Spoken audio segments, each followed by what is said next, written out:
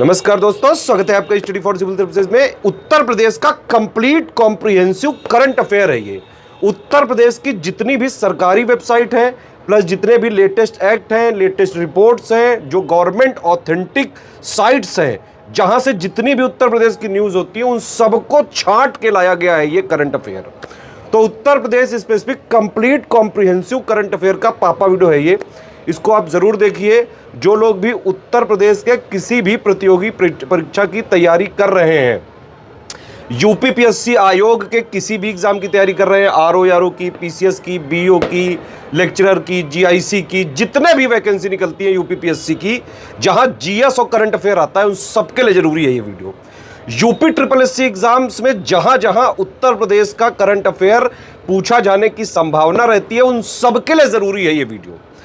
और अगर आप जो है उत्तर प्रदेश के बाहर के हैं, लेकिन उत्तर प्रदेश के एग्जाम्स की तैयारी कर रहे हैं, तो ये वीडियो जरूर देखिएगा। वन स्टॉप डेस्टिनेशन है उत्तर प्रदेश के सभी एग्जाम्स को प्रिपेयर करने के लिए, स्टडी फॉर सिविल सर्विसेज। अगर आप स्टडी फॉर सिविल सर्विसेज को फॉलो करते हैं तो यूपी के सारे एग्जाम्स में, यूपीपीएससी के आरओ में हो गया, पीसीएस में हो गया, बीओ में हो गया, और भी जितने एग्जाम्स हैं जहां जीएस और करंट आती है, उसके लिए आप सिर्फ और सिर्फ एक ही सोर्स पर रिलाई कर सकते हैं, वो है स्टडी फॉर सिविल सर्विसेज। तो भैया ये उत्तर प्रदेश का कंप्लीट कॉम्प्रिहेंसिव लेटेस्ट ट्रेंड और पैटर्न के हिसाब से कंप्लीटली रिवाइज्ड और अपडेटेड पापा वीडियो है ये। इसको देखिए पूरा। वीडियो के लिए हम पहले ही बता चुके हैं, वीडियो फ्री थे, फ्री है, फ्री रहेंगे। पिछले 8 साल से इसको फॉलो करने वाला, स्ट्रिक्टली फॉलो करने वाला सिर्फ एक यूट्यूब चैनल है, वो है study for civil services. PDF paid ही रहेंगी इनकी। मंथली बाइलिंगुअल यूपी करंट की, बिहार करंट की, टोटल करंट की पीडीएफ आप हमारे ऐप में पा सकते हैं। पापा पीडीएफ वाला फोल्डर में आप जो है सर्च करके, बाई करके डाउनलोड कर सकते हैं। इस वाले वीडियो में पिछले 3 महीने का यूपी का, उत्तर प्रदेश का जितना करंट अफेयर सभी एग्जाम्स के लिए जरूरी है, सिर्फ उतना ही लिया गया है। बाइलिंगुअल फॉर्मेट में उत्तर प्रदेश स्पेशल करंट अफेयर हम लोग डिस्कस करेंगे दिसंबर मंथ 2024 का। आप सभी लोग थोड़ा सा निराश रहे होंगे कि इतना करंट अफेयर आपने तैयार किया यूपीपीएससी अपर प्रीलिम्स एग्जाम के लिए, जबकि उससे ज्यादा कोई खास क्वेश्चन आया नहीं। लेकिन ऐसा नहीं सोचना है कि आरओ के एग्जाम में या फिर अन्य यूपी ट्रिपल एससी के एग्जाम में भी नहीं आएगा। आरओ के एग्जाम में ऐसा हो सकता है भरमार देखने को मिल जाए यूपी स्टैटिक और यूपी करंट अफेयर के सवालों की। इस वजह से सभी को एक जैसा ना तौलते हुए करंट अफेयर की यूपी स्पेशल की तैयारी आप जारी रखिएगा सभी लोग। सबसे पहले एग्रीमेंट सेक्शन यहाँ पर उत्तर प्रदेश सरकार और मणिपुर सरकार के बीच हुआ है और लखनऊ में हस्ताक्षर किए गए थे दोनों सरकारों के प्रतिनिधियों के बीच। एग्रीमेंट हुआ है एक भारत श्रेष्ठ भारत कार्यक्रम के अंतर्गत। एक भारत श्रेष्ठ भारत कार्यक्रम कई बार मैं आपको बता चुका हूँ करंट अफेयर पढ़ाते समय। एक भारत श्रेष्ठ भारत कार्यक्रम जो है 30 अक्टूबर 2015 को शुरू किया गया था और इसका उद्देश्य था राज्यों के बीच जो सामाजिक समरसता है उसको बनाए रखना।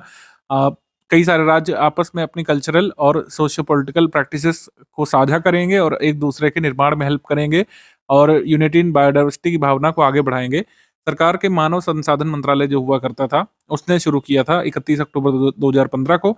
इसके तहत स्टेट्स की पार्टनरशिप यहाँ पे बनाई जाती थी। स्टेट्स के पेयर यहाँ पे बनाए गए थे और ये पेयर जो है कई बार मैं आपको बता भी चुका हूँ कि आपको एटलीस्ट अपने राज्य का जो पेयर है एक भारत श्रेष्ठ भारत में वो याद रखना चाहिए। जैसे उत्तर प्रदेश के साथ किस स्टेट को पेयर किया गया है?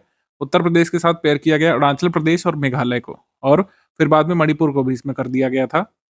अरुणाचल प्रदेश मेघालय से हम समझौता कर चुके हैं एक भारत श्रेष्ठ भारत के लिए। अब मणिपुर के साथ भी उत्तर प्रदेश अपने जो है ज्ञान परंपरा और कल्चर वगैरह को साझा करेगा और इसलिए समझौता ज्ञापन पर हस्ताक्षर किया गया है। ठीक, ये ध्यान रखिएगा। तो मणिपुर जो है एक भारत श्रेष्ठ भारत के अंतर्गत पार्टनर स्टेट नहीं है उत्तर प्रदेश का। कौन से स्टेट है हमने आपको बताया, लेकिन फिर भी ये पार्टनरशिप हुई है एक भारत श्रेष्ठ भारत के अंतर्गत। अवार्ड्स एंड ऑनर्स देखेंगे। 34वां व्यास सम्मान सूर्यबाला को मिल चुका है। हिंदी की प्रसिद्ध लेखिका सूर्यबाला को व्यास सम्मान मिला है। वाराणसी की रहने वाली है सूर्यबाला को। इनके उपन्यास कौन देश को वासी वेणु की डायरी के लिए प्रदान किया गया है। और 33वां व्यास सम्मान पुष्पा भारती को मिला था यादें यादें और यादें के लिए। तो ये दोनों आप ध्यान रख सकते हैं। 2023 वाला भी देख लीजिएगा, मान लीजिए पुराना पूछ लें तो। वैश्विक सुरक्षा मान्यता ये बहुत जरूरी है। राम मंदिर अयोध्या की जो बिल्डिंग है या फिर कह सकते हैं इसका जो स्ट्रक्चर है, इसको ब्रिटिश सेफ्टी काउंसिल की तरफ से रिकॉग्निशन अभी मिला है। अयोध्या के राम मंदिर प्रोजेक्ट को ब्रिटिश सेफ्टी काउंसिल ने स्वॉर्ड ऑफ ऑनर अभी प्रदान किया है। प्रधानमंत्री राष्ट्रीय बाल पुरस्कार ये सांची अग्रवाल को मिला था, उत्तर प्रदेश से हैं। कई सारे बच्चों को देश भर से मिलता है राष्ट्रीय बाल पुरस्कार, इसमें सांची अग्रवाल शामिल है उत्तर प्रदेश से। और जो है कथक, अर्धशास्त्रीय नृत्य, शास्त्रीय नृत्य, और जो है संस्कृत श्लोक में उत्कृष्ट प्रदर्शन ये कर चुकी हैं। और क्लासिकल डांस में भी राष्ट्रीय पंचायत पुरस्कार में कई सारे पुरस्कार होते हैं, लेकिन उत्तर प्रदेश की पंचायतों को जो पुरस्कार मिले वो हम जरूर देखेंगे। जैसे कार्बन न्यूट्रल स्पेशल पंचायत का पुरस्कार मिला है मिलक अमावती गांव पंचायत मुरादाबाद को, तीसरा स्थान, टॉप 3 में ये। बाल हितैषी पंचायत की श्रेणी में भरतौल विलेज जो बरेली में है, भरतौल ग्राम पंचायत, इसको दूसरा स्थान मिला है। तो ये दोनों अवार्ड जरूर ध्यान रख सकते हैं। आगे समिट कॉन्फ्रेंसेस सेक्शन पे digital India state consultation workshop, इसका आयोजन हुआ था लखनऊ उत्तर प्रदेश में। इसका उद्घाटन किया था उत्तर प्रदेश के आईटी और इलेक्ट्रॉनिक्स विभाग के प्रमुख सचिव श्री अनिल कुमार सागर ने। आगे फिर स्पोर्ट्स करंट अफेयर देख लेते हैं हम लोग। अंतर्राष्ट्रीय चेस मास्टर दिसंबर 2024 में आदर्श त्रिपाठी उत्तर प्रदेश और भारत के नवीनतम अंतर्राष्ट्रीय मास्टर बन गए चेस में। और आदर्श त्रिपाठी कहाँ के रहने वाले? नोएडा से। इससे पहले उत्तर प्रदेश से कोई चेस मास्टर बने हैं, दिनेश कुमार शर्मा बने हैं और वंतिका अग्रवाल बनी है चेस में इंटरनेशनल मास्टर, उत्तर प्रदेश से बिलोंग करने वाली। 14वीं हॉकी इंडिया सीनियर पुरुष राष्ट्रीय चैंपियनशिप 4 से 18 नवंबर तक हॉकी इंडिया सीनियर पुरुष राष्ट्रीय चैंपियनशिप का आयोजन जो है ये mayor Radhakrishnan hockey stadium Chennai Tamil Nadu में हुआ था। उपविजेता इस पे रहा था हॉकी हरियाणा, विजेता रहा था ओडिशा हॉकी एसोसिएशन और तृतीय स्थान मिला था हॉकी उत्तर प्रदेश को hockey India main senior championship में, याद रख सकते हैं। थर्ड प्लेस मिली थी हॉकी उत्तर प्रदेश को। Syed Modi international badminton tournament ये लखनऊ में हर साल आयोजित होता है दिसंबर के आसपास। महिला एकल में विजेता रही थी पीवी सिंधु, इनका थर्ड सैयद मोदी टूर्नामेंट का ये कह सकते हैं खिताब था। उपविजेता लुओ यू वू रही थी ये हारने वाली। और पुरुष एकल में लक्ष्य सेन विजेता रहे थे पहली बार, उपविजेता जिया हेंग जेसन तेह थे। और महिला युगल वैसे आएगा नहीं, लेकिन एक बार देख लेते हैं।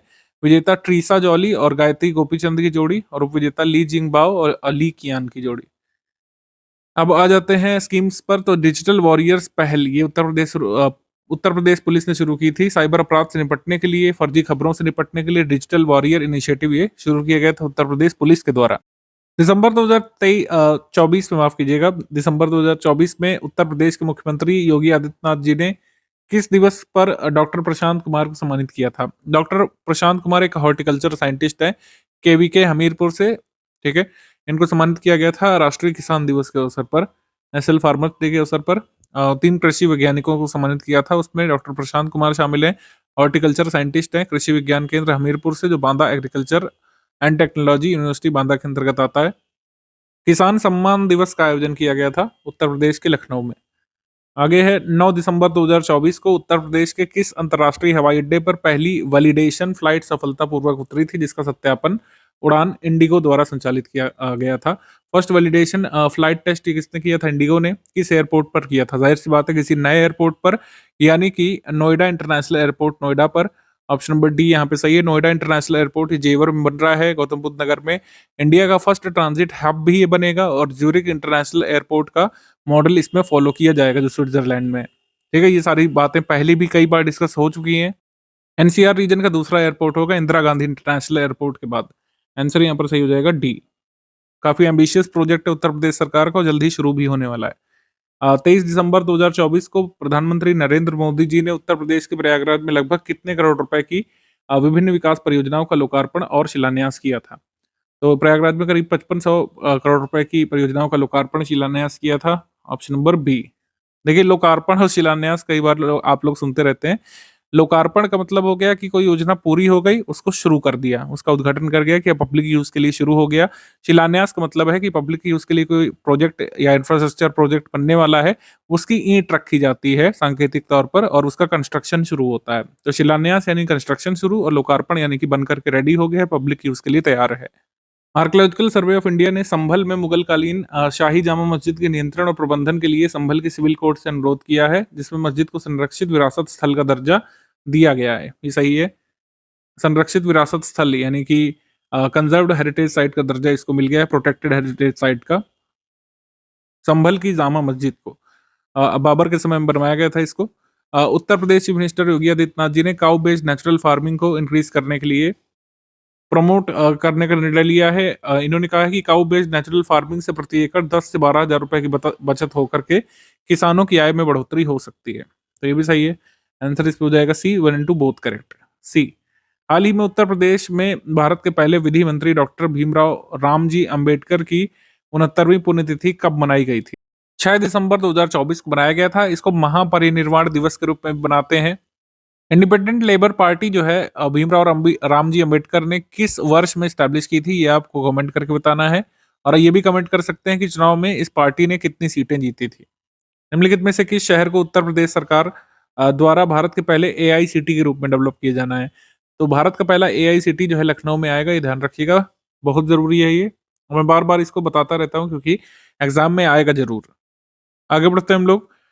महाकुंभ 2025 में एक ड्रोन शो कराया जाएगा। ड्रोन शो में महाकुंभ और प्रयागराज संबंधित पौराणिक कथाओं को दर्शाया जाएगा, जिससे लोग एजुकेट हों कि महाकुंभ एक्चुअली है क्या और क्यों मनाया जाता है? क्यों इतने सारे साधु आकर के हर 12 वर्ष में जमा होते हैं महाकुंभ में? प्रयागराज के धार्मिक और आध्यात्मिक महत्व को उजागर करना इसका उद्देश्य है। स्थानीय लोगों के लिए एक अनूठा अनुभव ये होगा। ये सही है। आंसर यहाँ पर सही हो जाएगा सी। 1 एंड 2 बोथ करेक्ट। सी। अ, हाल ही में उत्तर प्रदेश सरकार ने राज्य के कितने जिलों में उच्च शिक्षा को बढ़ावा देने के लिए स्पेशल एजुकेशन जोन सृजित करने का निर्णय लिया? कितने डिस्ट्रिक्ट्स में ये बनेंगे, ध्यान रखिएगा। 6 जिलों में बनेंगे special education zones. Option number C यहाँ पे सही है, 6। और कहाँ-कहाँ बनेंगे? लखनऊ, गोरखपुर, अयोध्या, आगरा, गौतम बुद्ध नगर और बुंदेलखंड में। उत्तर प्रदेश में पहली बार राज्य के किस शहर में बहुमंजिला फ्लैटेड फैक्ट्री कॉम्प्लेक्स का निर्माण किया जाएगा? इसका निर्माण आगरा में किया जाएगा। ऑप्शन नंबर बी यहाँ पे सही है। स्वतंत्रता सेनानी, क्रांतिकारी लेखक और समाज सुधारक राजा महेंद्र प्रताप सिंह के संबंध में गलत कथन का चयन करना है। उपराष्ट्रपति जगदीप धनखड़ ने 138वीं जयंती पर श्रद्धांजलि अर्पित की थी, जो है दिसंबर 1 2024 को, ये सही है। इनका जन्म दिसंबर 1 1886 को हाथरस में हुआ था, उत्तर प्रदेश में, प्रेजेंट डे हाथरस में। प्रेम महाविद्यालय की स्थापना इन्होंने की थी वृंदावन उत्तर प्रदेश में 1909 में। ये भी सही है। इसमें गलत कोई है नहीं, आंसर यहाँ पर हो जाएगा डी। डी यहाँ पे सही है।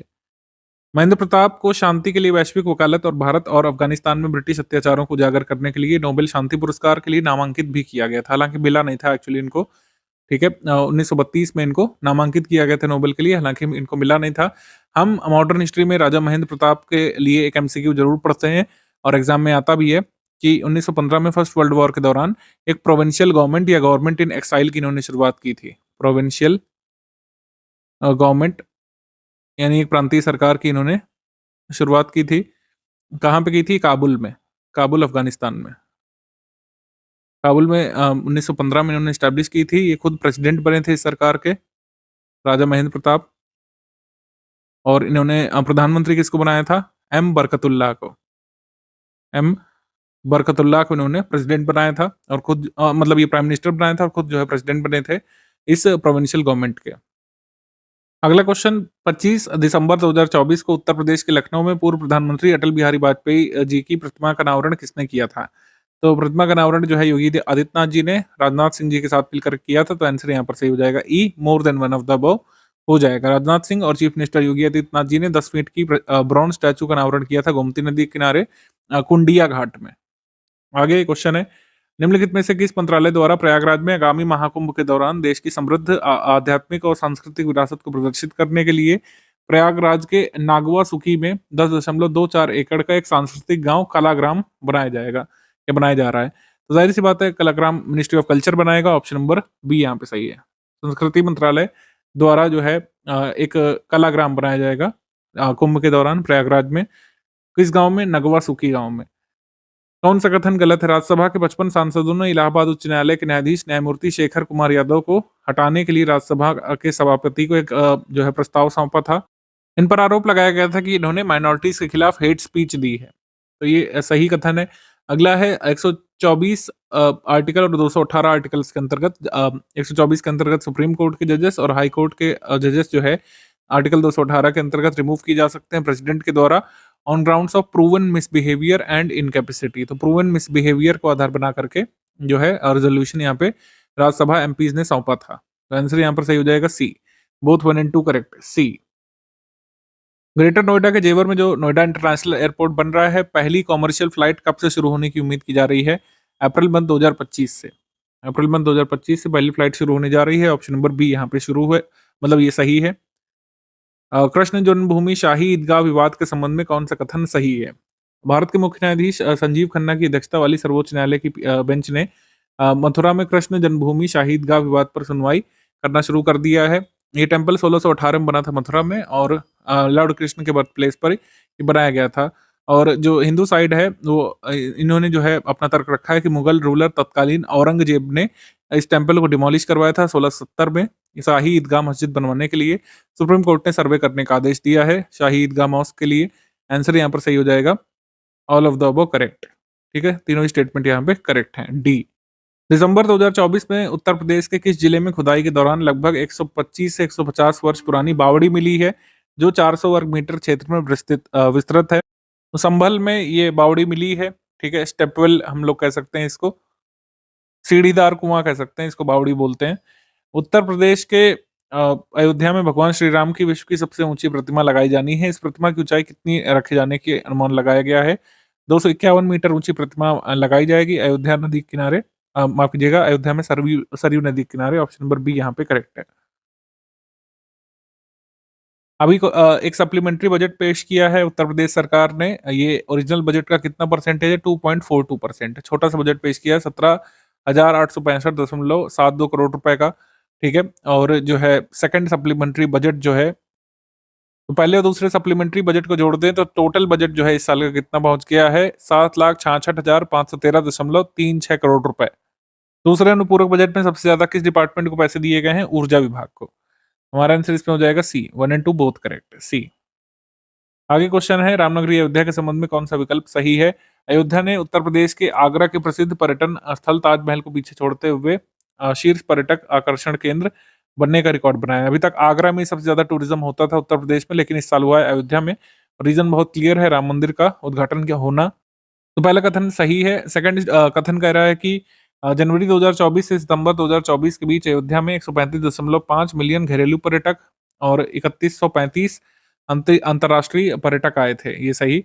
अयोध्या में पर्यटन में ये वृद्धि मुख्य रूप से मंदिर के उद्घाटन से प्रेरित है। ये भी सही है। ठीक। नॉट करेक्ट कौन सा है? ताजमहल को जो है 115.9 मिलियन विजिटर्स ने विजिट किया 2024 में। ये आंकड़ा गलत है, क्योंकि जो आगरा में विजिटर्स आए थे 125.1 मिलियन विजिटर्स आए थे। इसमें 115.9 जो है डोमेस्टिक विजिटर्स थे या डोमेस्टिक टूरिस्ट थे। आगे है, सही कथन चुनना है। उत्तर प्रदेश government e market place platform को पूरी तरीके से अपनाने वाला भारत का पहला राज्य बन गया है। ये करेक्ट है। जीईएम को पूरी तरीके से इम्प्लीमेंट अपनाने वाला पहला राज्य बन गया है उत्तर प्रदेश। सेकंड है, सुप्रीम कोर्ट ने डायरेक्ट किया है हरियाणा उत्तर प्रदेश की सरकारों को कि फायर क्रैकर्स पर यानी पटाखों पर कंप्लीट बैन लगाएं एनसीआर रीजन में टिल फर्दर ऑर्डर्स। ये भी सही है। आंसर यहाँ पर सही हो जाएगा सी, 1 and 2 both correct, C.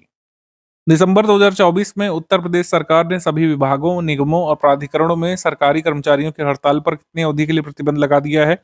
ESMA act 1966 को फिर से इन्वोक किया है राज्य सरकार ने। तो विभागों, निगमों और प्राधिकरणों में सरकारी कर्मचारी हड़ताल नहीं कर सकते हैं। तो जो है 6 मंथ के लिए एस्मा एक्ट को इन्वोक किया उत्तर प्रदेश की सरकार ने। ऑप्शन नंबर सी यहाँ पे सही है, सी। आगे है, निम्नलिखित में से कौन सा कथन सही है? दिसंबर 2024 में मुख्यमंत्री जी ने पुलिस आधुनिकीकरण के क्रम में एंटी नारकोटिक्स टास्क फोर्स के लिए डिजिटल वॉइस लॉगर के लिए धनराशि मंजूर की थी। ये सही। इलाहाबाद हाईकोर्ट ने इंटरिम प्रोटेक्शन यहाँ पे हम्माम को प्रदान कर दिया है। 1620 में अलीवर्दी खान द्वारा तुर्की शैली में एक इमारत बनवाई गई थी हम्माम। ठीक है, इसको संरक्षण अभी प्रदान किया है इलाहाबाद हाईकोर्ट ने। इसको हमाम भी कह सकते हैं लोकल लैंग्वेज में। हमाम बेसिकली पब्लिक बाथ प्लेस होता था, जो खुले में लोग नहाते थे बड़ी सी जगह पर, उसको हमाम बोलते थे। ठीक है, 1620 में बनवाया गया था। कहाँ पे? आगरा में। ठीक है, ये पूछ सकते हैं। हमारा आंसर इसमें हो जाएगा सी, 1 एंड 2 बोथ करेक्ट। दिसंबर 2024 में केंद्रीय कैबिनेट उत्तर प्रदेश के 5 शहरों में मतलब केंद्रीय कैबिनेट द्वारा 5 केंद्रीय विद्यालयों को मंजूरी प्रदान की गई है। कौन सा शहर इसमें नहीं शामिल है? तो 5 केवीज जो है बढ़ने वाले हैं उत्तर प्रदेश में, तो इस तरीके से 127 केवीज हो जाएंगे। और लखनऊ में नहीं बनेगा। ठीक है, लखनऊ में तो नहीं बनने वाला है। तो जो है बाकी डिस्ट्रिक्ट्स में बनेगा, जैसे कि अयोध्या में, जौनपुर, कन्नौज, बिजनौर और महाराजगंज में केंद्रीय विद्यालय बनेगा। लखनऊ में नहीं बनेगा, जो अभी 5 मंजूर किए गए उसमें से। सही कथन का चयन करना है। वित्त वर्ष 2024-25 में उत्तर प्रदेश राज्य में स्कूल ना जाने वाले बच्चों की संख्या देश में सबसे अधिक है। ठीक है, यानी कि आउट ऑफ स्कूल चिल्ड्रन सबसे ज्यादा है। ये करेक्ट है। इसके बाद अलीगढ़ में Kasimpur power house artificial wetland के रूप में विकसित किया जा रहा है। तो कासिमपुर पावर हाउस जो है अलीगढ़ में आर्टिफिशियल वेटलैंड के रूप में विकसित किया जा रहा है, सही। आंसर यहाँ पर सही हो जाएगा, 1 एंड 2 बोथ करेक्ट, सी। तो सबसे ज़्यादा आउट ऑफ स्कूल चिल्ड्रन दर्ज किए गए हैं उत्तर प्रदेश में, फिर झारखंड में, फिर असम में। 8वीं भारत वन स्थिति रिपोर्ट 2023 के अनुसार उत्तर प्रदेश में वन आवरण और वृक्षावरण में कितने किलोमीटर वो कितने मतलब स्क्वायर किलोमीटर की वृद्धि दर्ज की गई है? 559 स्क्वायर किलोमीटर की वृद्धि दर्ज की गई है। निम्नलिखित में से सही कथन या कथनों का चयन करना है। दिसंबर 2024 में उत्तर प्रदेश के लखीमपुर खीरी जिले में स्थित दुधवा नेशनल पार्क में सांप की 2 दुर्लभ प्रजातियों को पाया गया था। ये करेक्ट है। उत्तर प्रदेश के संभल जिले में स्थित ऐतिहासिक भस्म शंकर मंदिर को 45 साल बाद खोजा गया था और उसका ताला खोला गया है पुलिस के द्वारा। पुलिस एक्चुअली मंदिर के लिए नहीं गई थी, वो बिजली का छापा मारने के लिए गई थी, लेकिन उसमें देखा गया कि ये मंदिर 45 साल से बंद है, तो उसको खुलवाया गया है। केंद्र सरकार ने वित्त वर्ष 2024-25 के लिए ग्रामीण विकास के लिए 15वें वित्त आयोग के रिकमेंडेशंस के अनुसार उत्तर प्रदेश और आंध्र प्रदेश को ग्रांट अभी रिलीज किया है, ये भी सही है। आंसर यहाँ पर सही हो जाएगा डी। तीनों ही कथन यहाँ पे सही है। दिसंबर 2024 में निम्नलिखित में से किस शहर में अटल युवा महाकुंभ का उद्घाटन किया गया था? अटल बिहारी वाजपेयी जी की जन्म शताब्दी समारोह के अवसर पर अटल युवा महाकुंभ का उद्घाटन किया गया था लखनऊ में। आगे क्वेश्चन है उत्तर प्रदेश के पहले डिजिटल हाईवे के बारे में सही कथन क्या है? ये बाराबंकी और बहराइच के बीच बनेगा देश का पहला एक्चुअली उत्तर प्रदेश का पहला डिजिटल हाईवे, ये सही है। सेकंड इसमें लिखा है 251 किलोमीटर लंबा होगा, 6 लेन का होगा, ये गलत एस्टिमेशन दिया हुआ है। 101 किलोमीटर लगभग लंबा होगा, 4 लेन का हाईवे होगा, ये गलत। हाईवे ये कंस्ट्रक्ट किया जाएगा national highway authority of India NHAI के द्वारा, ये सही। इसमें करेक्ट स्टेटमेंट हो जाएगा 1 एंड 3 ओनली, सी। बाराबंकी बहराइच के बीच होगा 4 लेन का हाईवे। ऑप्टिक फाइबर केबल जो है ये इनके दोनों साइड बिछाए जाएंगे, इसी वजह से डिजिटल हाईवे कहलाएगा। उत्तर प्रदेश के किस जिले में राज्य का पहला निजी टेक्सटाइल पार्क स्थापित किया जाना है? उत्तर प्रदेश में एक्चुअली 11 ऐसे निजी टेक्सटाइल पार्क यानी प्राइवेट टेक्सटाइल पार्क जो एस्टेब्लिश किया जाना है, पहला एस्टेब्लिश होगा इन 11 में से सी शामली में, शामली में, सी। आगे क्वेश्चन है भारत के पहले एकीकृत अपशिष्ट प्रबंधन नगर के बारे में कौन सा कथन सही है? गोरखपुर सितंबर 2025 तक भारत का पहला इंटीग्रेटेड वेस्ट मैनेजमेंट सिटी बनेगा। India first integrated waste management city cum learning centre, ये बनेगा गोरखपुर में, और 40 एकड़ की जमीन पर ये बनेगा सुठानी विलेज में, सहजनवा में, ये सही है। एनटीपीसी ने इसमें 300 करोड़ रुपए इस प्रोजेक्ट में जो है लगाए हैं और इससे पावर जनरेशन भी करेंगे एक्चुअली। तो हमारा आंसर क्या हो जाएगा इसमें? डी यहाँ पे सही है, all of the above correct.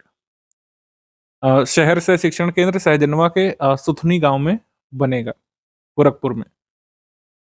Uttar Pradesh को एक प्रमुख वैश्विक पर्यटन स्थल के रूप में स्थापित करने के लिए राज्य सरकार मैड्रिड स्पेन में, बर्लिन जर्मनी में, यहाँ पर जो प्रतिष्ठित अंतर्राष्ट्रीय पर्यटन व्यापार मेले लगने वाले हैं, यहाँ पर महाकुंभ 2025 को एग्जिबिट कर रही है और लोगों को यहाँ आने के लिए एक तरीके से बुला रही है।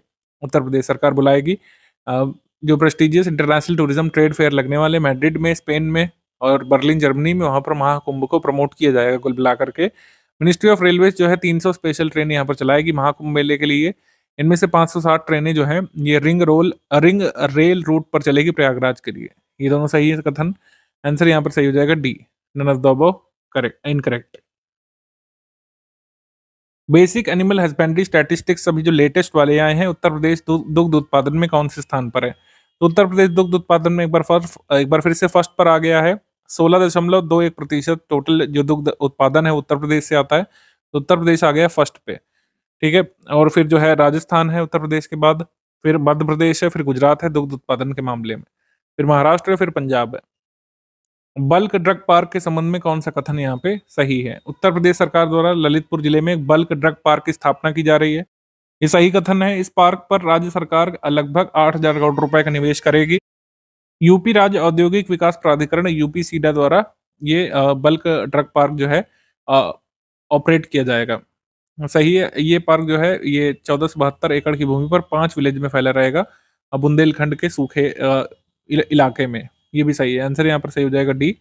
चारों ही कथन यहाँ पर सही है, चारों कथन यहाँ पे सही है। आगे क्वेश्चन है निम्नलिखित में से कौन सा कथन सही है? विश्व बैंक ने उत्तर प्रदेश सरकार को राज्य में किसानों की आय बढ़ाने के लिए 325.10 मिलियन डॉलर का ऋण स्वीकृत किया है वर्ल्ड बैंक ने, सही। और 12 दिसंबर 2024 को वाशिंगटन डीसी यूएस में आयोजित बैठक में विश्व बैंक के कार्यकारी निदेशक मंडल द्वारा ऋण को मंजूरी दी गई थी। ये भी करेक्ट है। आंसर हो जाएगा यहाँ पे 1 and 2 both correct. Both correct C. जब भी हम फार्मर इनकम बढ़ाने की बात करते हैं तो आपको भूलना नहीं कि अशोक दलवाई समिति सरकार ने बनाई थी। अशोक दलवाई समिति को अनाउंस किया गया था 2016 में, और इनके रिकमेंडेशंस के हिसाब से फार्मर्स की इनकम जो है डबल की जानी थी 2022 तक। 2022 तो निकल चुका है। खैर, इन सब बहस में नहीं जाते हैं। ये आंकड़े जरूर ध्यान रखिएगा कि 2022 तक फार्मर्स इनकम डबल करने का लक्ष्य रखा गया था। 2016 में फेब में ये अशोक दलवाई कमेटी इसके लिए बनाई गई थी। कमेटी एक्चुअली में बनी थी अप्रैल 2016 में, ये ध्यान रख सकते हैं। उत्तर प्रदेश सरकार उत्तर प्रदेश मदरसा शिक्षा बोर्ड अधिनियम 2004 में संशोधन करने जा रही है, जिसका उद्देश्य ये रहेगा कि मदरसे जो है सिर्फ 12th क्लास तक का एजुकेशन यहाँ पे प्रोवाइड कर सकते हैं। इससे ज़्यादा मतलब इससे ज़्यादा बड़े लेवल के कोर्सेज चलाने की उनको अनुमति नहीं रहेगी। ठीक है, तो मदरसा अधिनियम की जो कह सकते हैं टेक्निकलिटीज़ हैं, उनको थोड़ा-सा कर्टेल करना चाहती है उत्तर प्रदेश सरकार, क्योंकि मदरसा बोर्ड जो है उसको अनकॉन्स्टिट्यूशनल पहले ठहराया गया था इलाहाबाद हाई कोर्ट के द्वारा। फिर इस निर्णय को रिवर्स किया सुप्रीम कोर्ट ने, तो ज़ाहिर-सी बात है कि उत्तर प्रदेश सरकार अपने लेजिस्लेशंस का प्रयोग करके उसमें अपने मन का काम करना चाहेगी। स्टडी फॉर सिविल सर्विसेज का Uttar Pradesh special current affair हम लोग स्टडी करेंगे बाइलिंगुअल फॉर्मेट में। जनवरी माह 2025 का जनवरी माह में पहला सेक्शन एग्रीमेंट का उत्तर प्रदेश सरकार और वेस्टर्न सिडनी यूनिवर्सिटी ऑस्ट्रेलिया के बीच यहाँ पर समझौता हुआ है। ऑस्ट्रेलिया का वेस्टर्न सिडनी यूनिवर्सिटी उत्तर प्रदेश में अपना पहला एक फॉरेन कैंपस खोलना चाहता है। तो उत्तर प्रदेश में ये foreign campus western Sydney university का कहाँ पे खुलेगा? ग्रेटर नोएडा में। ये आपसे पूछेंगे कि कहाँ पे खुलेगा, या फिर ये क्वेश्चन हो सकता है ग्रेटर नोएडा में कौन सी यूनिवर्सिटी जो है अपना पहला फॉरेन कैंपस डालना चाह रही है। तो इसके लिए एग्रीमेंट हुआ है वेस्टर्न सिडनी यूनिवर्सिटी। ये ध्यान रखिएगा, दो नाम इंपॉर्टेंट है, greater Noida, western Sydney university. आगे है awards and honours. Awards and honours में सबसे पहले उत्तर प्रदेश गौरव सम्मान बहुत महत्वपूर्ण है।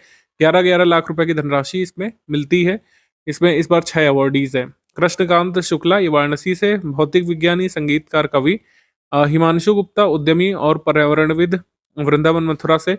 मनीष वर्मा वैसे तो लखनऊ में जो है इनका मेन कारोबार अभी शुरू हुआ है, लेकिन शुरुआत इन्होंने कानपुर से की थी। तो वैसे कानपुर इनका कार्य क्षेत्र है, मतलब इनकी कर्म भूमि कानपुर है।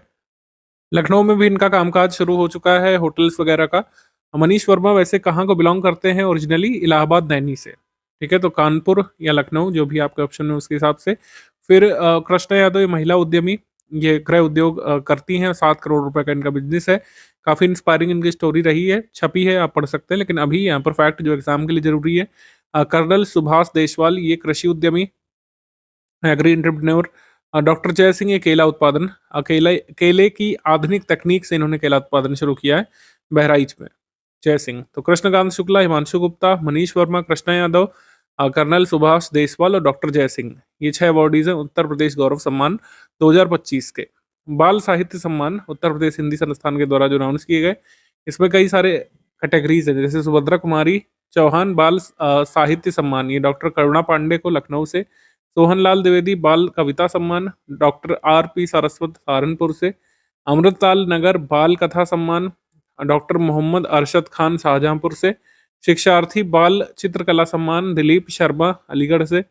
लल्ली प्रसाद पांडे बाल साहित्य पत्रकारिता सम्मान, नरेंद्र निर्मल गौतम बुद्ध नगर से। डॉक्टर राम कुमार वर्मा बाल नाटक सम्मान, बलराम अग्रवाल को।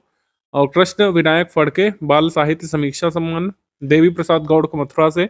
जगपति चतुर्वेदी बाल विज्ञान लेखन सम्मान, डॉक्टर दीपक कोहली को। और उमाकांत मालवीय युवा बाल साहित्य सम्मान, अनिल कुमार निलय प्रतापगढ़ को। सो ये अवार्ड हो गए। फिर राष्ट्रीय पंचायत पुरस्कार में जो उत्तर प्रदेश की पंचायतों को पुरस्कार मिले हैं, इसको देख लेते हैं। जैसे special category award carbon neutral विशेष पंचायत पुरस्कार कैटेगरी में मिलक अमवती ग्राम पंचायत जो ब्लॉक दिदारी मुरादाबाद जिला में है, इसको मिला था। Special category award Deendayal Upadhyay panchayat sustainable development award child friendly panchayat की कैटेगरी में भारतौल पंचायत जिला बरेली सेकंड प्राइज मिला था।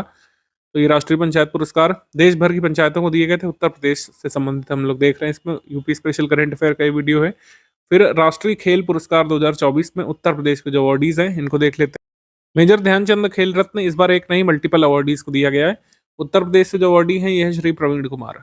मेजर ध्यानचंद खेल रत्न मिला है पैरा एथलेटिक्स में। ये पूछ सकते हैं कि किस स्पोर्ट्स डिसिप्लिन से एसोसिएटेड है, पैरा एथलेटिक्स से संबंधित है ये। वो कहाँ को बिलोंग करते हैं? गौतम बुद्ध नगर, उत्तर प्रदेश। देन खेल कूद में उत्कृष्ट प्रदर्शन के लिए अर्जुन पुरस्कार। अर्जुन पुरस्कार में अ, श्री अभय सिंह को स्क्वैश में, ये बरेली से है। सुश्री अनु रानी को एथलेटिक्स, मेरठ उत्तर प्रदेश से। सुश्री प्रीतिपाल पैरा एथलेटिक्स, मेरठ उत्तर प्रदेश से। सिमरन शर्मा पैरा एथलेटिक्स, गाजियाबाद से। वंतिका अग्रवाल शतरंज, नोएडा से। अजीत सिंह पैरा एथलेटिक्स, इटावा से। तो कितने अर्जुन पुरस्कार अवार्डीज हो गए? 6 अवार्डीज उत्तर प्रदेश से। और जो मेजर ध्यानचंद खेल रत्न दिया गया था उसमें से एक अवार्डी उत्तर प्रदेश से है, प्रवीण कुमार। ठीक, आगे बढ़ते हैं। पद्म पुरस्कार 2025। अब इसमें भी उत्तर प्रदेश के अवार्डीज कौन कौन है? उत्तर प्रदेश से अवार्डीज पद्म भूषण में श्री राम बहादुर राय साहित्य शिक्षा एवं पत्रकारिता के लिए ये उत्तर प्रदेश के अवार्डी हैं पद्म भूषण के। साध्वी रितंबरा सामाजिक कार्य के लिए उत्तर प्रदेश की अवार्डी हैं। और पद्मश्री में कुल मिलाकर 8 नाम उत्तर प्रदेश से हैं। श्री आशुतोष वर्मा, गणेश्वर शास्त्री द्रविड़, श्री हृदय नारायण दीक्षित और श्री नारायण भुलाई भाई मरणोपरांत इनको दिया गया है। सत्यपाल सिंह खेल, श्री श्याम बिहारी अग्रवाल कला, श्रीमती सोनिया नित्यानंद चिकित्सा, श्री सैयद ऐनुल हसन साहित्य और शिक्षा। ठीक है, ये ध्यान रख सकते हैं। फिर इंग्लिश मीडियम में भी गिवन है, इंग्लिश मीडियम वाले इंग्लिश मीडियम में देख लीजिएगा। समिट कॉन्फ्रेंसेस में food and beverages F&B trade show Indus food इसको नाम दिया गया था। तो food and beverages show Indus food के नाम से ये गौतम बुद्ध नगर में हुआ था उत्तर प्रदेश में। इसको इनॉग्रेट किसने किया था? Shri Chirag Paswan, union minister of food processing industries. और India exposition mart limited greater Noida Gautam Buddh Nagar में ये हुआ था। इंडस फूड को ऑर्गेनाइज किसने किया था? Trade promotion council of India के द्वारा in collaboration with department of commerce. 55वीं विश्व आर्थिक मंच की बैठक जो हर साल होती है दावोस में, स्विट्जरलैंड में, इस बार भी हुआ था। इस बार उत्तर प्रदेश से भी प्रतिनिधिमंडल गया था। 6 राज्यों से प्रतिनिधिमंडल यानी डेलीगेशन गया था, उसमें उत्तर प्रदेश भी शामिल है। भारत की तरफ से नेतृत्व किसका था? श्री अश्विनी वैष्णव जी का। इस बैठक में वैश्विक उद्यमियों से 20 लाख करोड़ रुपए की इन्वेस्टमेंट प्रपोजल्स या फिर इन्वेस्टमेंट MOUs जो है इसको सिक्योर करने में सफल रहे भारत के उद्यमी। महाराष्ट्र से सबसे ज़्यादा यहाँ पे इन्वेस्टमेंट साइन किया गया है। ठीक है, इस बार थीम क्या थी? वर्ल्ड इकोनॉमिक फोरम की बैठक में collaboration for the intelligent age, collaboration for intelligent age. आगे उत्तर प्रदेश खादी महोत्सव। उत्तर प्रदेश खादी महोत्सव उत्तर प्रदेश खादी और ग्रामोद्योग बोर्ड द्वारा उत्तर प्रदेश खादी महोत्सव का आयोजन किया गया था लखनऊ में, इंदिरा गांधी प्रतिष्ठान में इसका आयोजन किया गया था। इसका उद्घाटन किसने किया पूछें, क्योंकि ये सब भी आजकल आता है। तो उद्घाटन किया गया था उत्तर प्रदेश चीफ मिनिस्टर योगी आदित्यनाथ जी के द्वारा। उत्तर प्रदेश गौरव सम्मान जो समारोह हुआ था इसमें कौन कौन लोग शामिल थे? इसमें मुख्यमंत्री जी शामिल थे, योगी आदित्यनाथ जी, और इसमें उपराष्ट्रपति जी भी आए थे, ये भी ध्यान रखिएगा। जगदीप धनखड़ जी प्रेजेंट उपराष्ट्रपति जनवरी 2025 तक, ये आए थे अवार्ड शो में। और आनंदीबेन पटेल भी थी, गवर्नर ऑफ उत्तर प्रदेश। ये सब लोग मौजूद थे। अगर आपको दे दें कि PM मोदी जी ने अवार्ड दिया था यहाँ पर आकर के तो गलत हो जाएगा। ठीक है, या लोकसभा स्पीकर दे देंगे तो भी गलत हो जाएगा। उपराष्ट्रपति जी आए थे, मुख्यमंत्री मौजूद थी और गवर्नर ऑफ उत्तर प्रदेश भी मौजूद थी। इस महोत्सव का उद्घाटन योगी आदित्यनाथ जी ने किया था, ध्यान रखेंगे। बढ़ते हम लोग आगे। इंपॉर्टेंट डेट्स थी में 76वां उत्तर प्रदेश राज्य दिवस 24 जनवरी 2025 को मनाया गया था। ये 76वां था। इस बार जो थीम थी वो थी विकास और विरासत, प्रगति के पथ पर उत्तर प्रदेश, यानी कि development and heritage Uttar Pradesh on the path to progress, ये थीम थी। और ये 76वां एडिशन था। मनाए जाने की शुरुआत कब हुई थी? 2017 से। 2017 में फॉर्मर गवर्नर ऑफ उत्तर प्रदेश राम नाईक ने अनाउंस किया था कि उत्तर प्रदेश दिवस हर साल 24 जनवरी को मनाया जाए। 76वां गणतंत्र दिवस, इसके बारे में बात करेंगे तो गणतंत्र दिवस के बारे में वैसे तो हम नेशनल इंटरनेशनल वाले सेक्शन में बात कर चुके हैं, लेकिन उत्तर प्रदेश की झांकी का विषय क्या था ये देख लेते हैं। उत्तर प्रदेश की झांकी का इस बार विषय था महाकुंभ 2025 स्वर्णिम भारत और विकास। इस झांकी को पीपुल्स चॉइस अवार्ड कैटेगरी में पहला स्थान दिया गया था। पीपुल्स चॉइस अवार्ड कैटेगरी में पहला स्थान दिया गया था। उत्तर प्रदेश की झांकी का थीम क्या था? महाकुंभ 2025 स्वर्णिम भारत, विरासत और विकास। स्पोर्ट्स में 8वीं एलीट पुरुष राष्ट्रीय मुक्केबाजी चैंपियनशिप, इसका आयोजन कहाँ पे किया गया था? बरेली में। बरेली में इन्वर्टिस यूनिवर्सिटी में इसका आयोजन किया गया था। रिजल्ट्स वगैरह ज़्यादा ज़रूरी नहीं है। स्कीम कैंपेन में विकसित पंचायत कर्मयोगी इनिशिएटिव जो कार्मिक लोक शिकायत और पेंशन मंत्रालय का है, इसमें जिन राज्यों को शामिल किया गया है उसमें उत्तर प्रदेश भी शामिल है। उत्तर प्रदेश, बिहार, गुजरात और आंध्र प्रदेश में पायलट तौर पर ये प्रोजेक्ट शुरू किया गया है, विकसित पंचायत कर्मयोगी इनिशिएटिव। पंचायत क्षेत्र के जो निर्वाचित प्रतिनिधि होते हैं, पंचायत के सदस्य वगैरह और जितने भी इलेक्टेड रिप्रेजेंटेटिव्स होते हैं वो, और साथ ही पंचायत के जो प्रशासनिक अधिकारी होते हैं जो राज्य सरकार द्वारा नियुक्त किए जाते हैं, जैसे पंचायत सचिव वगैरह, ठीक है, सहायक सचिव वगैरह, तो इनकी स्किल डेवलपमेंट करना है, ठीक है, स्किल डेवलपमेंट करना है, इनके ज्ञान को बढ़ाना है जिस वजह से पीएराईस को सशक्त बनाया जा सके। यूपी एग्री स्कीम ये वर्ल्ड बैंक समर्थित यूपी एग्री स्कीम है। यूपी एग्री इसका फुल फॉर्म है Uttar Pradesh agricultural growth and enterprise ecosystem strengthening project. इसमें वर्ल्ड बैंक की तरफ से लोन मिलेगा उत्तर प्रदेश को, $325 मिलियन का है करीब। इसका उद्देश्य किसानों की आय को बढ़ाना। और रैंक्स रिपोर्ट्स और इंडेक्स 2025 हम लोग देख लेते हैं। Logistics ease across different states, leads index आ चुका है लेटेस्ट वाला 2025 का, लेकिन इसको लीड्स 2024 की रिपोर्ट ही कहेंगे हम लोग। इसमें अचीवर स्टेट की कैटेगरी में बेसिकली जो लैंडलॉक्ड स्टेट का जो समूह बनाया गया है, क्योंकि इसमें लैंडलॉक्ड स्टेट्स, कोस्टल स्टेट्स, इस तरीके से समूह बना दिए गए हैं भारतीय राज्यों के और यूटीज के। तो भूमिबद्ध राज्य समूह में अचीवर स्टेट की कैटेगरी में उत्तर प्रदेश को रखा गया है, हरियाणा, तेलंगाना और उत्तराखंड के साथ। हरियाणा, तेलंगाना, उत्तराखंड, उत्तर प्रदेश ये सब अचीवर स्टेट की कैटेगरी में शामिल है। तो आपसे क्या पूछेंगे कि उत्तर प्रदेश किस कैटेगरी में रखा गया है, तो उपलब्धि हासिल करने वाले राज्य या फिर अचीवर स्टेट की कैटेगरी में Uttar Pradesh has been included in achiever state. फिर वित्तीय स्वास्थ्य सूचकांक जो नीति आयोग का आया है, अरविंद पनगड़िया ने रिलीज किया था, 16वें वित्त आयोग के जो अध्यक्ष हैं। इसमें 5 प्रमुख उप सूचकांकों यानी कि 5 की सब इंडेसेस, ये कौन कौन से हैं? Quality of expenditure, revenue, mobilisation, fiscal prudence, debt index and debt sustainability. इन सब के आधार पर 18 राज्यों को इसमें देखा गया, मतलब इनका जो स्कोर वगैरह निकाला गया था कि इन 5 इंडेक्सेस पर इनकी परफॉर्मेंस कैसी है, तभी ये फिस्कल परफॉर्मेंस इंडेक्स।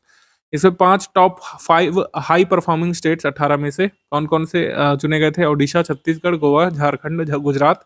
तो इसका मतलब हम लोग कह सकते हैं टॉप 5 में उत्तर प्रदेश नहीं है।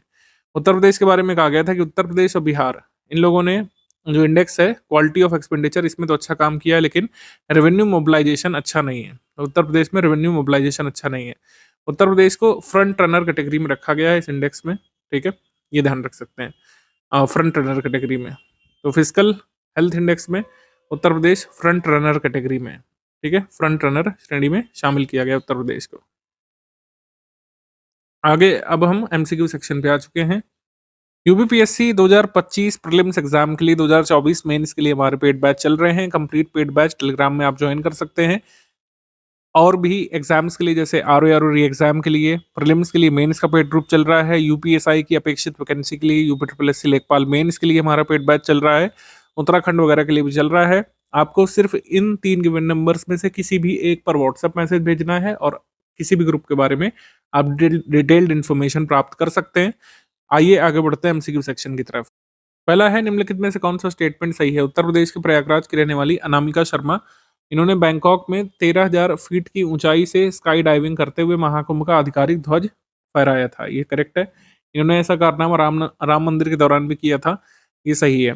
फिर केंद्रीय पोत पत्तन परिवहन जलमार्ग मंत्रालय के अंतर्गत जो inland waterway authority of India जो होता है, IWUAI, inland waterways authority of India, ministry of ports and shipping के अंतर्गत जो आता है, इन्होंने एक नया रीजनल ऑफिस खोला है। एंड गेस व्हाट, ये कहाँ पे है?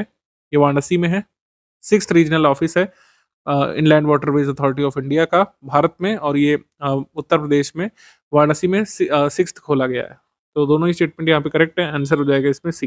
1 and 2 बोथ करेक्ट है। आंसर हो जाएगा इसमें सी। उत्तर प्रदेश में पहला रीजनल ऑफिस है inland waterways authority of India का, और कुल मिलाकर 6th है ये। आगे, दिसंबर 2024 में निम्नलिखित में से कौन सा राज्य सरकारी ई market place, government e market place platform को पूरी तरीके से अपनाने वाला प्रथम राज्य बन गया है? ऑब्वियस सी बात है, उत्तर प्रदेश। उत्तर प्रदेश लगभग अपनी पूरी खरीद गवर्नमेंट ई मार्केट प्लेस से करता है, ठीक है।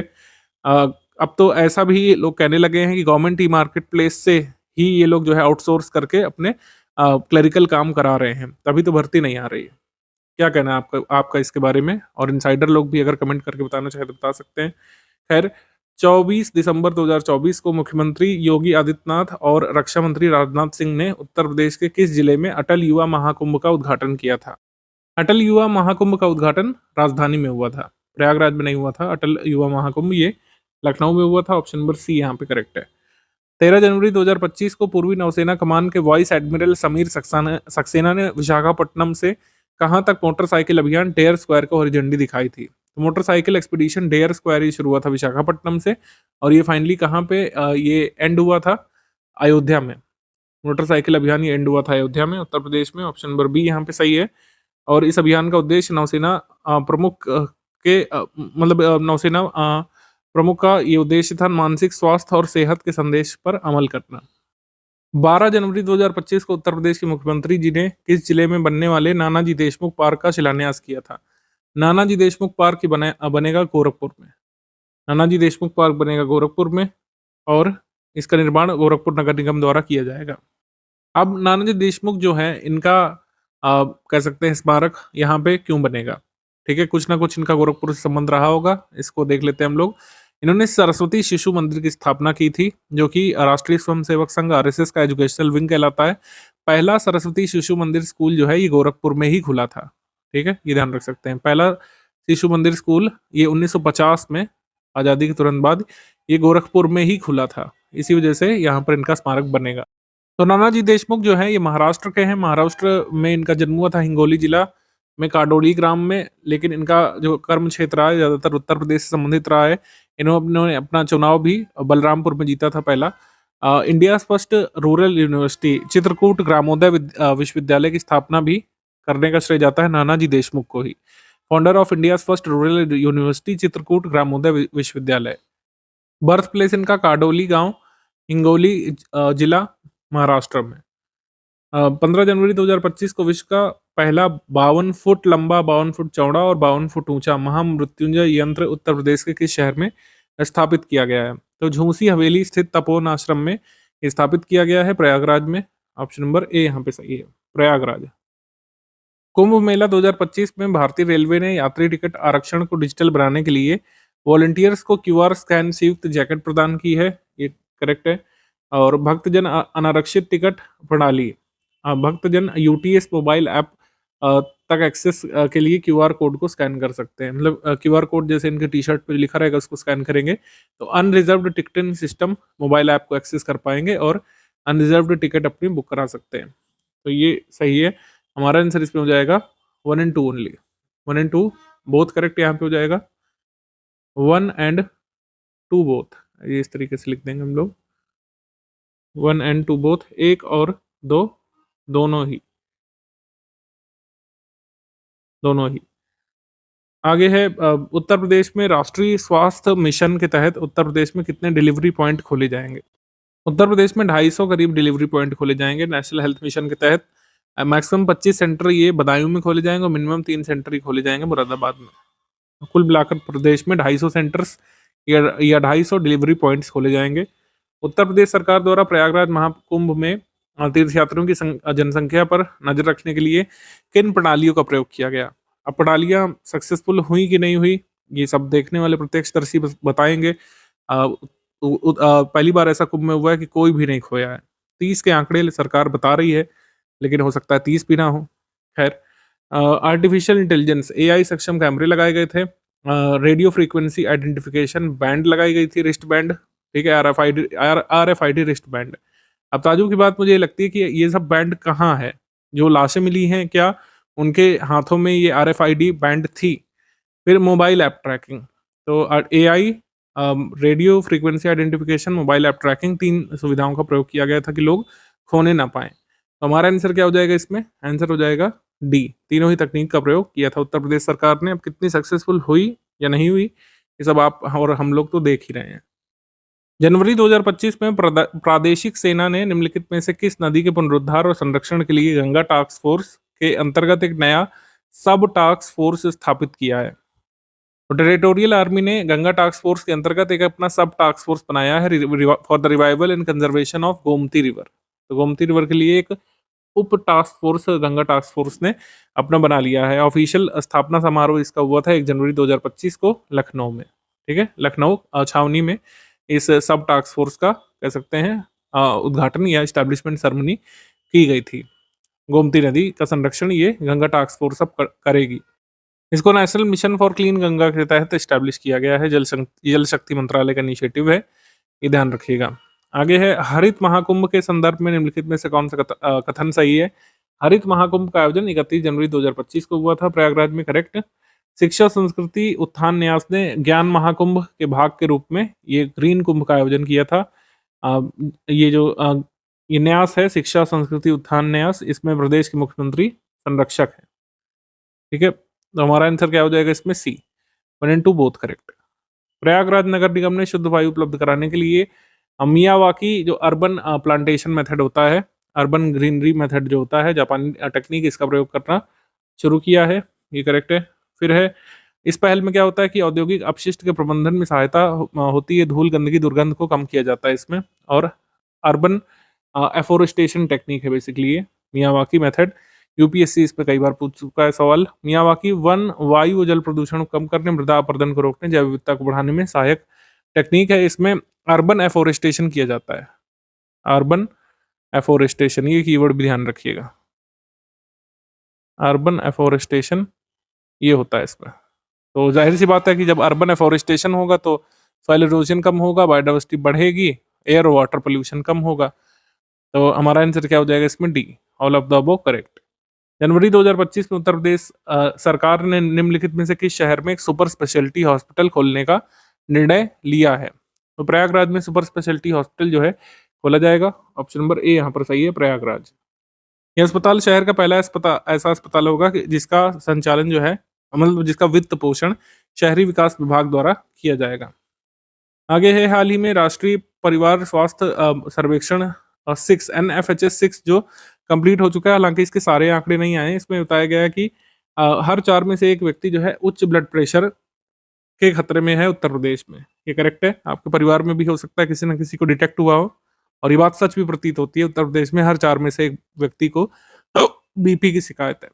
आगे है प्रयागराज के महाकुंभ मेला क्षेत्र में मीडिया सेंटर में उत्तर प्रदेश के पहले डबल डेकर बस रेस्टोरेंट जिसका नाम पंपकिन रखा गया है, इसका उद्घाटन किया गया है। तो ये first double decker bus restaurant है इंडिया का, इसका नाम है पंपकिन, ये करेक्ट है।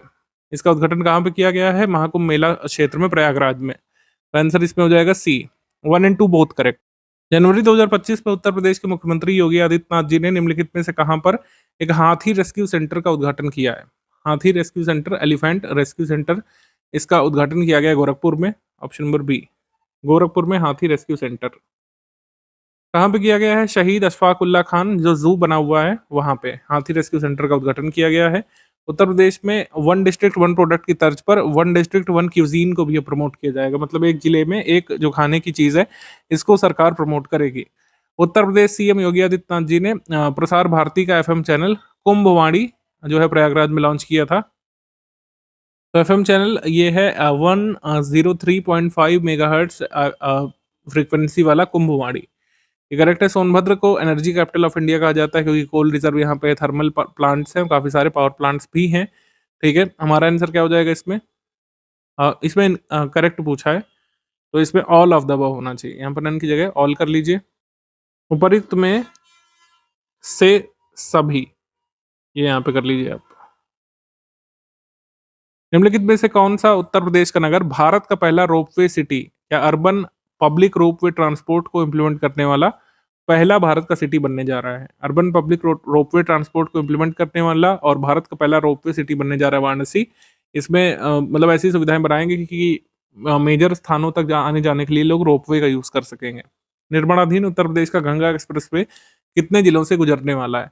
तो गंगा एक्सप्रेसवे 12 जिलों से गुजरेगा, 594 किलोमीटर का इसका स्ट्रेच होगा। मेरठ को प्रयागराज से जोड़ेगा, यानी वेस्ट से ईस्ट को जोड़ने की योजना है। 12 जिलों से होकर गुजरेगा। ऑप्शन नंबर हमारा आंसर हो जाएगा डी इसमें। अपर गंगा कैनाल एक्सप्रेसवे के संबंध में कौन सा कथन करेक्ट है?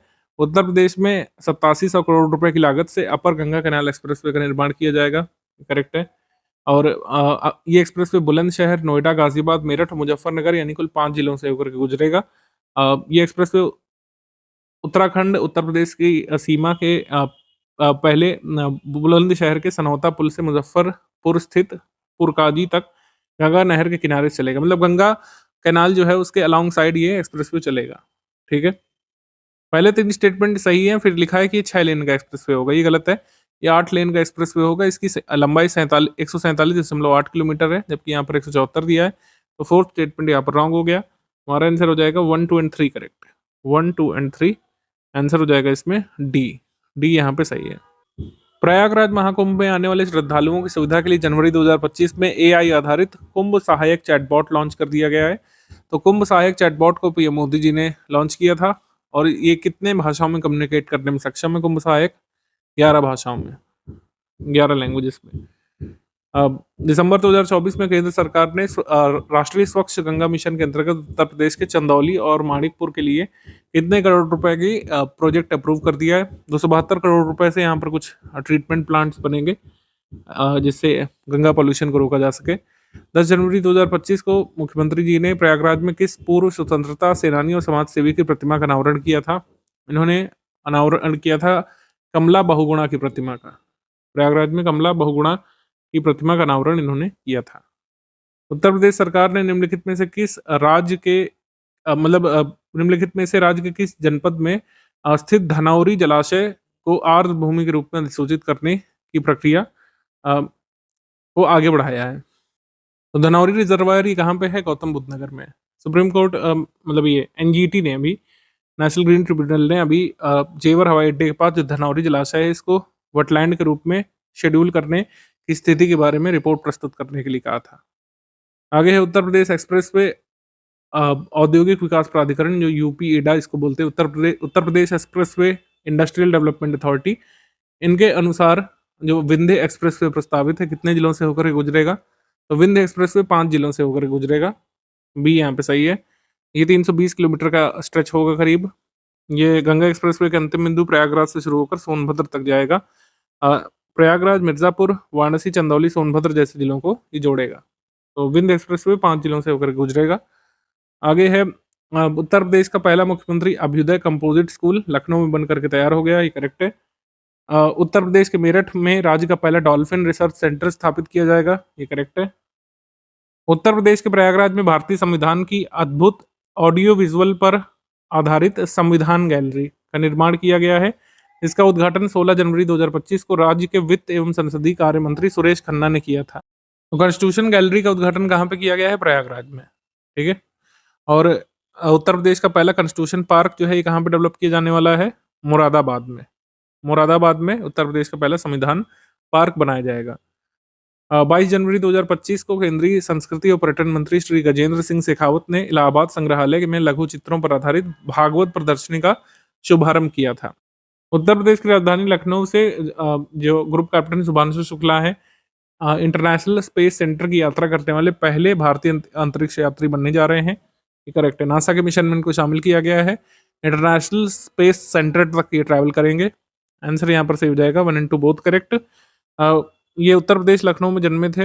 एनडीए पुणे के पूर्व छात्र हैं ये शुक्ला जी, शुभांशु शुक्ला। आंसर यहाँ पर सही हो जाएगा सी। 2006 में इंडियन एयर फोर्सेस के लड़ाकू विंग में इनको कमीशन किया गया था।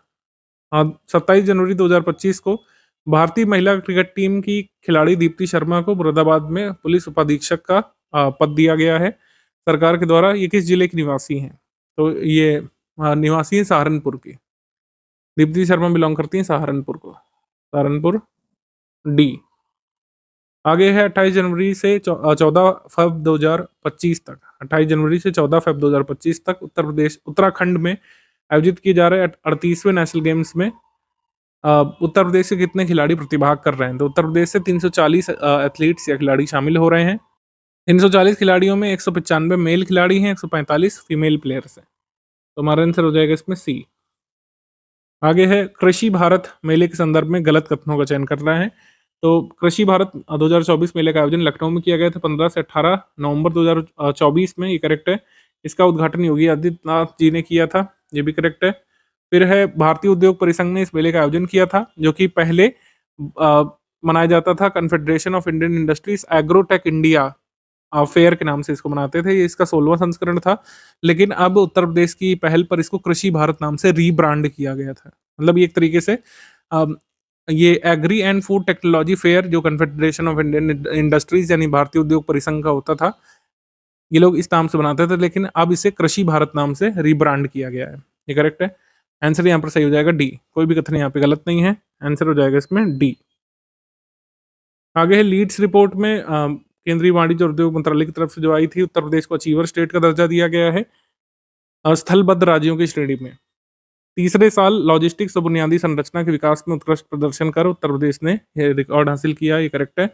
अवार्ड मतलब ये उत्तर प्रदेश जो है ये अचीवर राज्य की कैटेगरी में है और महाराष्ट्र, गुजरात, तमिलनाडु से आगे है लॉजिस्टिक्स सेक्टर में। ये भी करेक्ट है। आंसर हो जाएगा इसमें डी। उपरोक्त सभी कथन यहाँ पे सही हैं। निम्नलिखित में से भारत का पहला हिंदी साहित्य भाषा संग्रहालय उत्तर प्रदेश में कहाँ पर स्थापित किया जाएगा? हिंदी साहित्य भाषा संग्रहालय ये स्थापित किया जाएगा वाराणसी में। ऑप्शन नंबर बी यहाँ पे सही है। तो ये देश का पहला भाषा आधारित संग्रहालय भी होगा। उत्तर प्रदेश सरकार इसको डेवलप कर रही है, भारत सरकार की परियोजना नहीं है ये।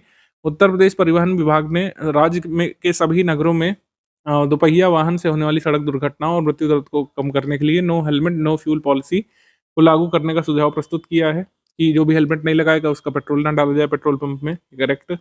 और घाटे में चल रही 2 विद्युत कंपनियों का निजीकरण करने या सार्वजनिक निजी भागीदारी बनाने की दिशा में कदम उठाए गए हैं। ये करेक्ट है। आंसर हो जाएगा इसमें सी। 1 और 2 दोनों ही यहाँ पे सही है। उत्तर प्रदेश ने महात्मा गांधी राष्ट्रीय ग्रामीण रोजगार गारंटी अधिनियम मनरेगा योजना के तहत 100 दिन वर्ष के रोजगार देने में कौन सा स्थान हासिल किया है? तो उत्तर प्रदेश मनरेगा के इम्प्लीमेंटेशन में पहले स्थान पर है, क्योंकि इतनी सारी पॉपुलेशन ही है और वर्कर पॉपुलेशन भी है, इसलिए आंसर यहाँ पे हो जाएगा ए। उत्तर प्रदेश करंट अफेयर फरवरी माह 2025 का हम लोग कंप्लीट करेंगे बाइलिंगुअल फॉर्मेट में। पहला सेक्शन अपॉइंटमेंट सेक्शन है। इस बार फरवरी मंथ में ज्ञानेश कुमार जी आगरा उत्तर प्रदेश से बिलोंग करते हैं, भारत के नए मुख्य निर्वाचन आयुक्त बने हैं, new chief election commissioner of India 26 में। भारत के प्रधानमंत्री नरेंद्र मोदी जी, केंद्रीय गृह मंत्री अमित शाह और विपक्ष के नेता राहुल गांधी की चयन समिति ने ज्ञानेश कुमार को चुना है इस वर्ष, क्योंकि सिलेक्शन कमेटी बनती है इलेक्शन कमिश्नर और चीफ इलेक्शन कमिश्नर्स को अपॉइंट करने के लिए। तो इस समिति में प्राइम मिनिस्टर ऑफ इंडिया होते हैं, एक कोई कैबिनेट रैंक के मंत्री हो सकते हैं और एक leader of opposition in Lok Sabha होते हैं। तो तीनों की समिति जो बनी, इन लोगों ने ज्ञानेश कुमार को सिलेक्ट किया है यहाँ पर नए सीईसी के तौर पर। ज्ञानेश कुमार जी ने सीईसी राजीव कुमार का स्थान ग्रहण किया। राजीव कुमार का टेन्योर खत्म हो चुका है, तो इनकी जगह पर आए हैं ज्ञानेश कुमार जी, आगरा से बिलोंग करते हैं। हनुमान प्रसाद शुक्ल महात्मा गांधी अंतर्राष्ट्रीय हिंदी विश्वविद्यालय वर्धा के कुलपति बने हैं। अयोध्या के मिल्कीपुर तहसील के बलारमऊ गांव के हैं ये प्रोफेसर हनुमान प्रसाद, महात्मा गांधी अंतर्राष्ट्रीय हिंदी विश्वविद्यालय वर्धा के कुलपति ये बने हैं। समिट कॉन्फ्रेंसेस फेस्टिवल्स मीटिंग्स वाले सेक्शन में आ जाते हैं। भारतीय कला कांग्रेस का 32वां सम्मेलन कहाँ पे हुआ था? नोएडा में। उद्घाटन किसने किया? श्री गजेंद्र सिंह शेखावत, केंद्रीय संस्कृति एवं पर्यटन मंत्री। इस सम्मेलन का विषय क्या था? कला और संस्कृति में भारतीय महाकाव्यों का प्रतिपादन। इंग्लिश मीडियम में भी देख लीजिए एक बार, rendering Indian epics in art and culture, ये इस बार थीम थी। और इट वाज ऑर्गेनाइज्ड बाय, किसने आयोजित किया, ये सब भी पूछ लेते कभी कभी। तो इंडियन इंस्टीट्यूट ऑफ हेरिटेज, ये नोएडा में है, मिनिस्ट्री ऑफ कल्चर के अंतर्गत जो आता है, उसने ऑर्गेनाइज किया था इसको।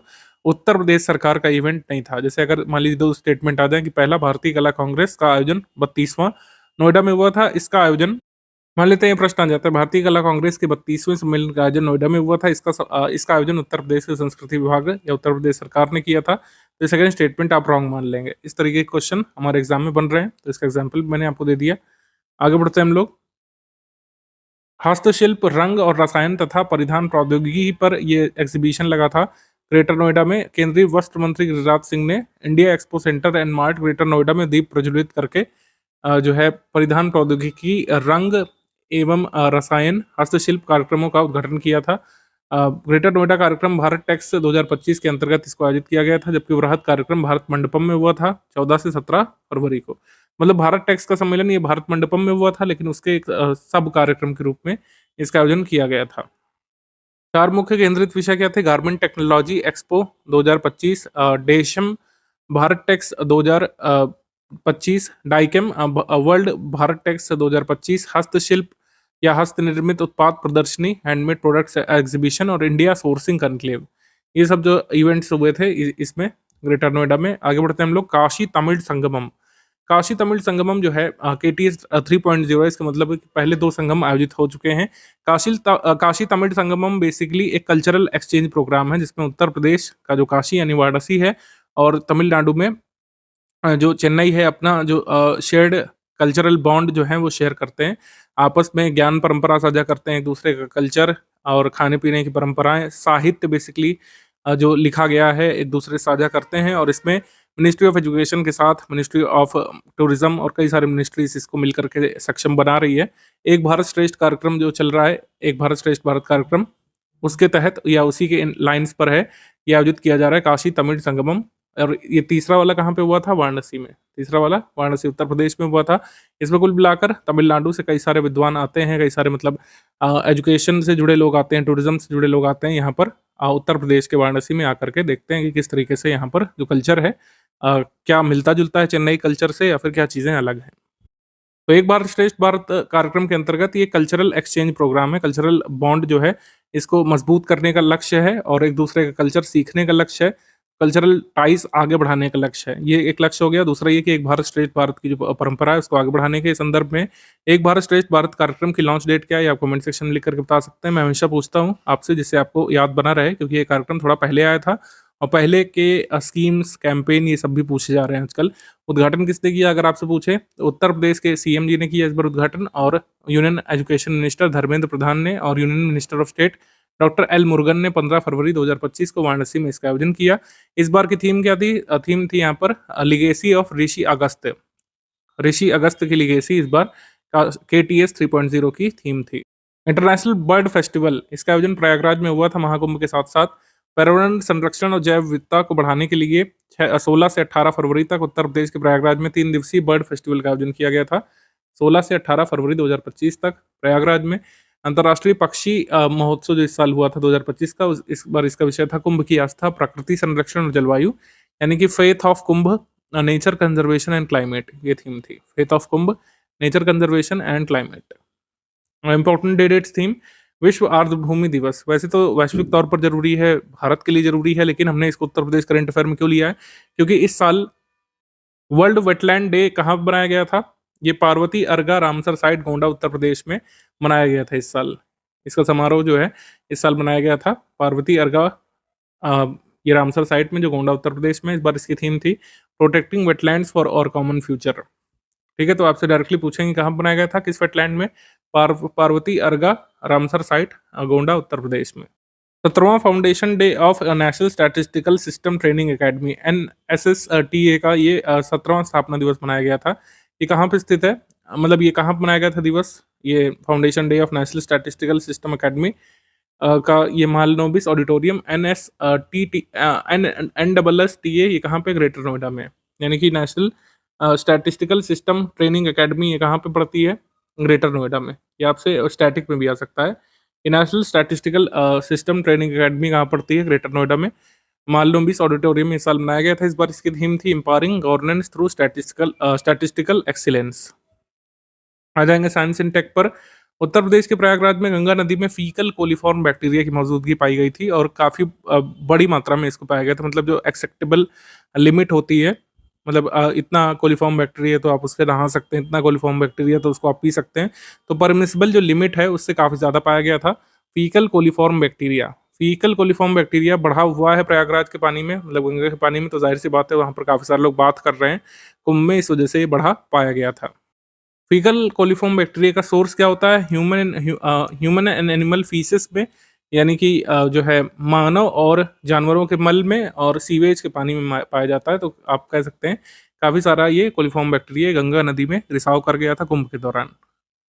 आगे बढ़ते हैं हम लोग, ऑब्ituary सेक्शन पर आ जाते हैं। कामेश्वर चौपाल कमरेल गांव मरौना प्रखंड सुपौल बिहार के थे, ये नहीं रहे। अयोध्या राम मंदिर के निर्माण के लिए पहली ईंट रखने वाले ये VHP नेता थे। ठीक है, विश्व हिंदू परिषद के नेता कामेश्वर चौपाल जो है ये बिहार लेजिस्लेटिव काउंसिल के मेंबर रहे 2002 से 2014 तक, और जो है इन्होंने पहली राम मंदिर की ईंट यानी ब्रिक का निर्माण किया था। और ये अभी नहीं, 2022, 23, 24 में नहीं, तो कंस्ट्रक्शन ऑफ राम मंदिर के लिए आह्वान किया था 1989 में, वहाँ पर उस समय पहली ब्रिक इन्होंने बनाई थी कि पहली ईंट वो रखेंगे।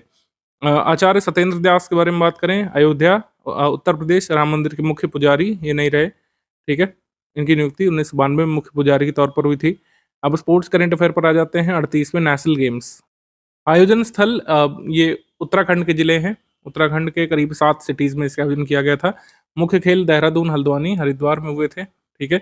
28 जनवरी से 14 फ़ेब तक आयोजन। 38वें नेशनल गेम्स थे ये। इसका शुभारंभ खुद पीएम मोदी जी ने किया था।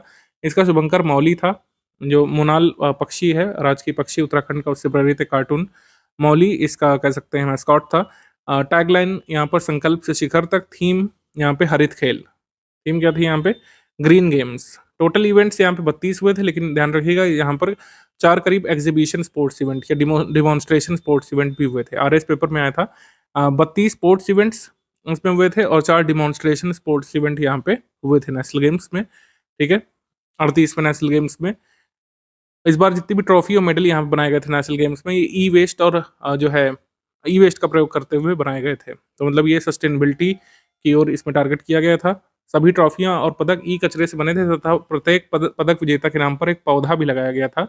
सर्विसेज स्पोर्ट्स कंट्रोल बोर्ड, जो कि इंडियन आर्मी से संबद्ध है, सर्विसेज स्पोर्ट्स कंट्रोल बोर्ड से नीरज चोपड़ा भी जुड़े थे पहले। तो सर्विसेज स्पोर्ट्स कंट्रोल बोर्ड पिछली 6 राष्ट्रीय खेल प्रतियोगिताओं में 5वीं बार प्रथम स्थान पर आया है। ये ध्यान रखिएगा, पिछली 6 नेशनल गेम्स जो हुए हैं उसमें प्रथम स्थान पर पदक तालिका में कौन आ रहा है?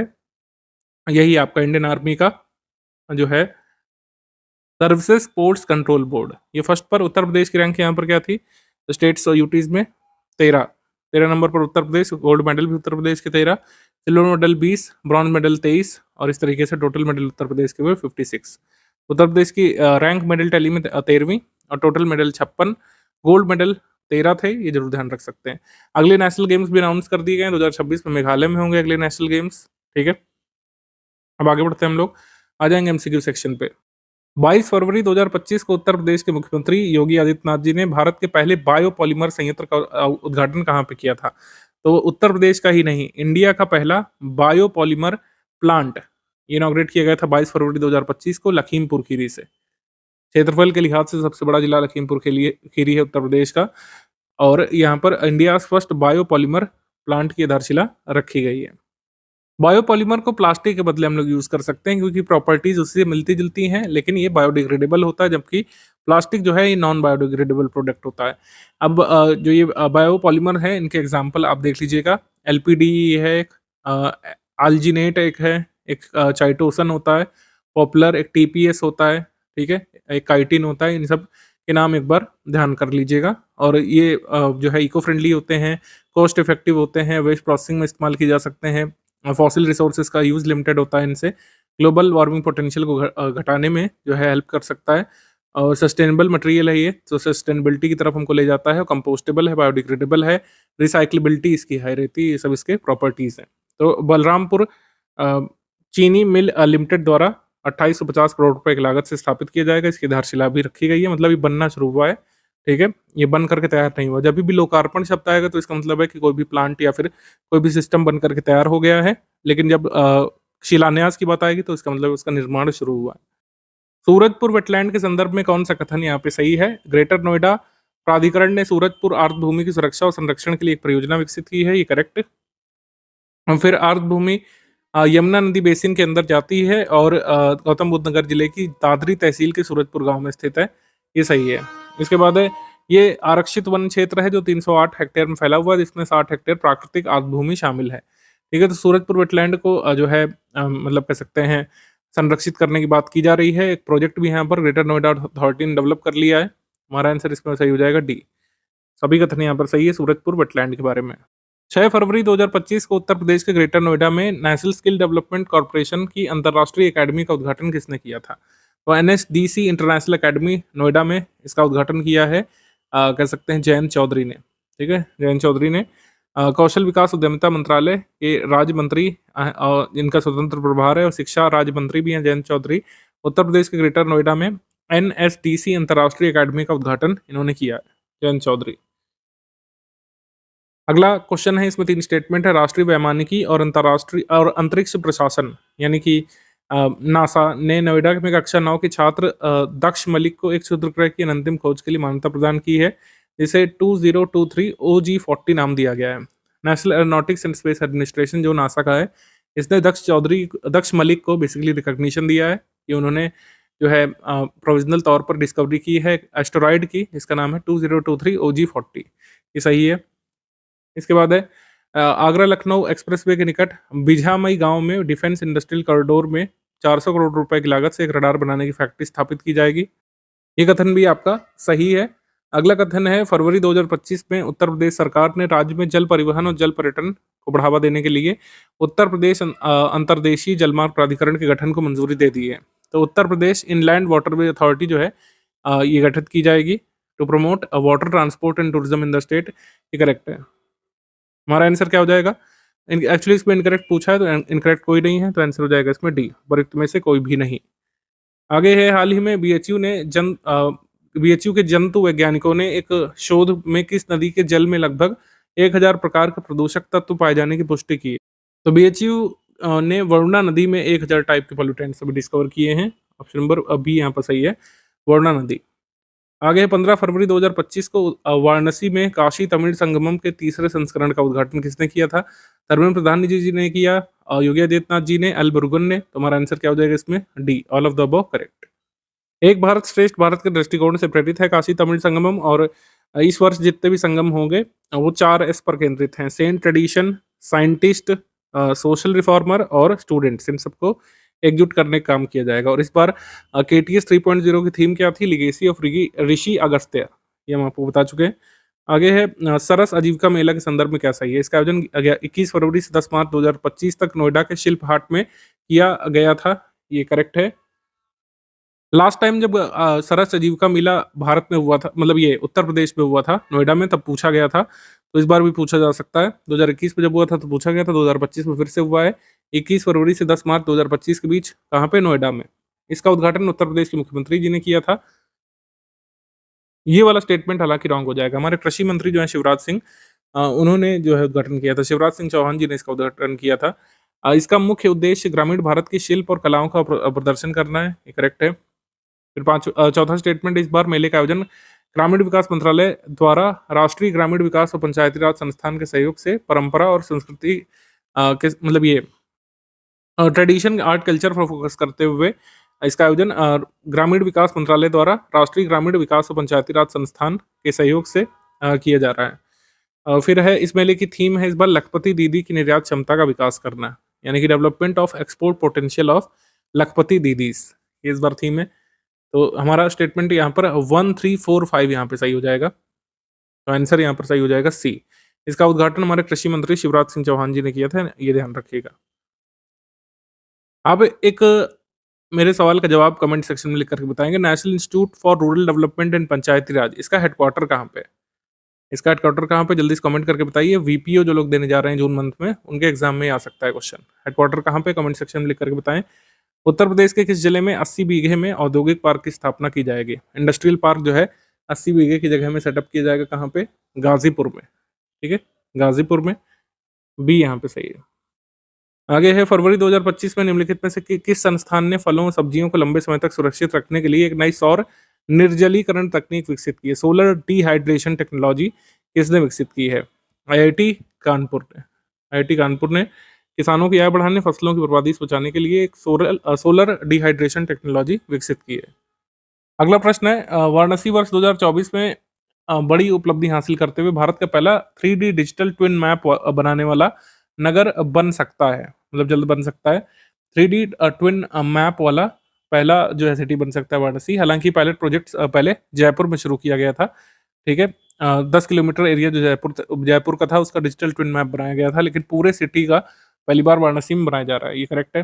सेकंड स्टेटमेंट है प्रयागराज में लगभग 1300 करोड़ रुपए की लागत से भारत का सबसे बड़ा इंटरनेशनल कन्वेंशन सेंटर बनाया जा रहा है। ये इनकरेक्ट है, क्योंकि भारत का सबसे बड़ा कन्वेंशन सेंटर बनाया जा रहा है उत्तर प्रदेश की राजधानी लखनऊ में। ठीक है, ये बन रहा है लखनऊ में, कैपिटल ऑफ उत्तर प्रदेश में, 1300 करोड़ रुपए की लागत से। और ये सेंटर सांस्कृतिक, राजनीतिक, धार्मिक आयोजनों के लिए देश का सबसे बड़ा केंद्र बनेगा। हमारा आंसर क्या हो जाएगा इसमें? आंसर इसमें सही हो जाएगा ओनली 2। इनकरेक्ट पूछा, इनकरेक्ट है ओनली 2। आगे है फरवरी 2025 में इलेक्ट्रॉनिक्स और सूचना प्रौद्योगिकी मंत्रालय के सचिव श्री S कृष्णन ने चिप डिजाइन में राष्ट्रीय इलेक्ट्रॉनिक्स और सूचना प्रौद्योगिकी संस्थान के उत्कृष्टता केंद्र यानी सेंटर ऑफ एक्सीलेंस का उद्घाटन कहाँ पे किया? तो national institute of electronics and information technology जो नाइलिट है, ठीक है, जिसका आप कोर्स वगैरह करते हैं ट्रिपल सी का। तो नाइलिट के चिप डिज़ाइन के सेंटर ऑफ एक्सीलेंस का उद्घाटन जो है ये कहाँ पे किया गया है? इसका उद्घाटन नोएडा में किया गया है। नाइलिट के centre of excellence for chip design का उद्घाटन नोएडा में किया गया है। निम्नलिखित में से उत्तर प्रदेश के किस अस्पताल में मरीजों को बेहतर इलाज मुहैया कराने के लिए रोबोटिक सर्जरी शुरू की जाएगी? तो ये रोबोटिक सर्जरी शुरू की जाएगी केजीएमयू लखनऊ में। Option number A, KGMU Lucknow. 19 फरवरी 2025 को उत्तर प्रदेश के किस जिले में राज्य का पहला तेजस्वी किसान मार्ट का शुभारंभ किया जा रहा है? तेजस्वी किसान मार्ट का शुभारंभ किया जाएगा सोनभद्र में। सोनभद्र के घोरावल तहसील स्थित इमलीपुर गांव में राज्य का पहला तेजस्वी किसान मार्ट खोला जाएगा। अगला प्रश्न है, इसमें पहला स्टेटमेंट है, भारत के वाराणसी में बीएचयू के शोधकर्ताओं ने फाइटोपैथोजेनिक कवक की एक नई प्रजाति एपिकोकम इंडिकम की खोज की है। ये सही है। एपिकोकम इंडिकम नामक एक नई प्रजाति यहाँ पर फंगस की डिस्कवर की गई है बीएचयू के शोधकर्ताओं द्वारा। अभी सेकंड स्टेटमेंट है, ताज महोत्सव 2025 का आयोजन आगरा में जश्न विरासत थीम पर आयोजित किया गया था। ये स्टेटमेंट रॉन्ग हो जाएगा क्योंकि इसका आयोजन जो है ये किया गया था 18 फरवरी से 2 मार्च 2025 तक शिल्पग्राम में, ताजमहल ईस्ट गेट पर स्थित शिल्पग्राम में। लेकिन इसकी थीम भी गलत दी है, जश्न विरासत नहीं, इस बार इसकी थीम थी धरोहर। धरोहर का मतलब होता है हेरिटेज, ठीक है, धरोहर इस बार थीम थी, ना कि जश्न विरासत। और फिर तीसरा स्टेटमेंट कह रहा है कि उत्तर प्रदेश राज्य विधानसभा में अनुवाद प्रणाली लागू करने वाला भारत का पहला राज्य बन गया है। ये भी सही है। तो हमारा आंसर क्या हो जाएगा इसमें? करेक्ट है 1 एंड 3 ओनली, 1 एंड 3 ओनली, सी। अगला प्रश्न है, आईटीबीएचयू देश का पहला तकनीकी संस्थान बन गया है जहां पर पीएचडी थीसिस का सारांश हिंदी, संस्कृत और सभी भारतीय भाषाओं में प्रस्तुत किया जा सकेगा। पीएचडी थीसिस का सारांश हिंदी, संस्कृत और सभी भारतीय भाषाओं में प्रस्तुत किया जा सकेगा बीएचयू में। ये करेक्ट है। अयोध्या का राम मंदिर सालाना चढ़ावे के मामले में तीसरा सबसे बड़ा धार्मिक स्थल बन गया है क्योंकि काफी सारे लोग विजिट कर रहे हैं वहां पे। ये दोनों स्टेटमेंट यहाँ पर सही है। आंसर हो जाएगा इसमें सी, 1 एंड 2 बोथ करेक्ट। विश्व के सबसे बड़े इलेक्ट्रिकल शो इलेक्रामा 2025 के संदर्भ में सही कथन का चयन करना है इसमें। इलेक्रामा पहला कथन है, इसका आयोजन 22 से 26 फरवरी 2025 तक ग्रेटर नोएडा के इंडिया एक्सपो मार्ट में किया गया था। इसका आयोजन, ये सही है। इलेक्रामा का 16वां संस्करण था, 16th एडिशन। इसका आयोजन Indian electrical and electronics manufacturer association द्वारा किया जाता है। ये सही। फिर थर्ड स्टेटमेंट, भारतीय विद्युत और इलेक्ट्रॉनिक्स उद्योग का सबसे बड़ा और प्रमुख आयोजन है जो विद्युत क्षेत्र के पारिस्थितिकी तंत्र को प्रदर्शित करने के लिए आयोजित किया जाता है Elecrama. Main objective of Elecrama is to bring together all aspects of the industry. Electrical उद्योग से जितने जुड़े लोग हैं वो एक साथ आकर के यहाँ पर विचार विमर्श करते हैं। आंसर यहाँ पर सही हो जाएगा डी, प्रयुक्त सभी। आगे है, 15 फरवरी 2025 को किसने उत्तर प्रदेश के प्रयागराज में स्थित उत्तर प्रदेश लोक सेवा आयोग परिसर में कल्प वृक्ष संग्रहालय का उद्घाटन किया था? कल्प वृक्ष संग्रहालय का उद्घाटन लोकसभा स्पीकर श्री ओम बिरला ने किया है। Option number A, Shri Om Birla.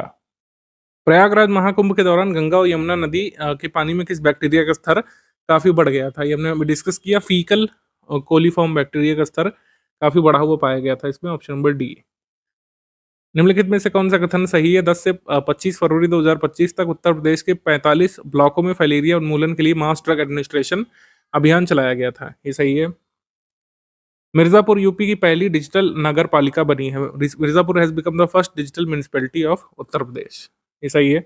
मुख्यमंत्री योगी आदित्यनाथ जी को उत्तराखंड गौरव सम्मान से अलंकृत किया गया था फरवरी 2025 में। ये भी सही है। जो थर्ड स्टेटमेंट है, ध्यान रखिएगा, चीफ मिनिस्टर ऑफ उत्तर प्रदेश को उत्तराखंड गौरव सम्मान एक प्राइवेट संस्था ने दिया है, उत्तराखंड की गवर्नमेंट ने नहीं दिया है। भारतीय पर्वतीय महासभा उत्तराखंड ने ये उत्तराखंड गौरव सम्मान योगी आदित्यनाथ जी को दिया है। उत्तराखंड गौरव सम्मान कोई स्टेट का अवार्ड नहीं उत्तराखंड का, ये ध्यान रखिएगा। वैसे यहाँ पर तीनों स्टेटमेंट सही है, all of the above correct, यहाँ पर भी डी।